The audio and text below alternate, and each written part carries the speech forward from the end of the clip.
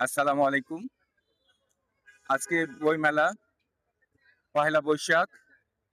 এই বিশেষ দিনে আহ, আমার বিশেষ করে একটি একক একক বই মোড়ক উন্মোচন হচ্ছে আমার খুব প্রিয় কামরুল ইসলাম ভাইয়ের হাত দিয়ে।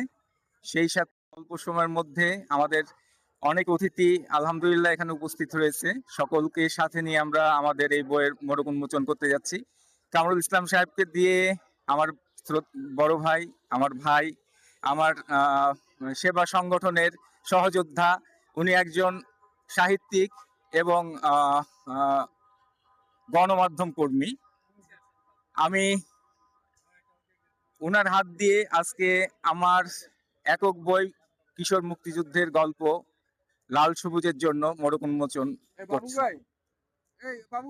এরপরেই আমাদের যৌথ বই বিশ্ব বাঙালির সাহিত্যপত্র কুরাইনুরি মোড়ক উন্মোচন হবে এবং অনিন্দ কবিতা গুচ্ছের।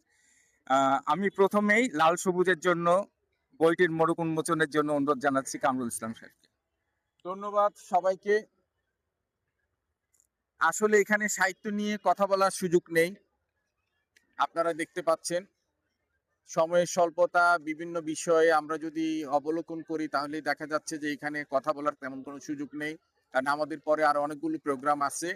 তা আমি আজকে সাহিত্য কবিতা, আমি লাল সবুজের জন্য কবি এবং সাহিত্যিক তারিকুল ইসলাম বিপু ভাইয়ের একটি বই বাজারে আসছে নতুন। এই বইয়ের আমি মোড়ক উন্মোচন করছি আপনাদের সবাইকে নিয়ে। এখানে সব গুণীরা আছে, আমরা উনার সফলতা কামনা করছি। সাথে সাথে এই বইয়ের আমরা উত্তর সমৃদ্ধি, বিশেষ করে এই বই আপনারা সবাই কিনবেন।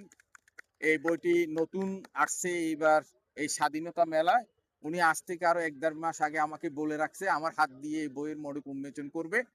তো যাই হোক, আপনারা সবাই যে এখানে উপস্থিত হয়েছেন, অনেক গুণীকে আমি আমার পাশে দেখতে পাচ্ছি। আপনাদের সকলের উত্তর সমৃদ্ধি মঙ্গল কামনা করে আমি আমার সংক্ষিপ্ত বক্তব্য শেষ করছি। আমরা এই বইয়ের এখন মোড়ক উন্মোচন করছি।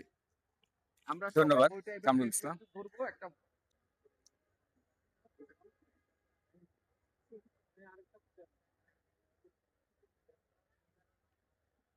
আমাদের সাহিত্যিক ফেরদৌস জেসমিন এটা সম্পাদনা করে থাকেন।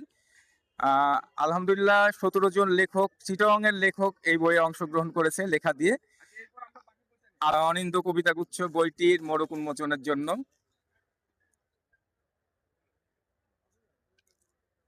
কুরাইনুরি অনুগল্প সংকলনের সম্পাদনায় ছিলেন ফেরদৌস জেসমিন, সাহিত্যিক, প্রবাসী সাহিত্যিক ফেরদৌস জেসমিন।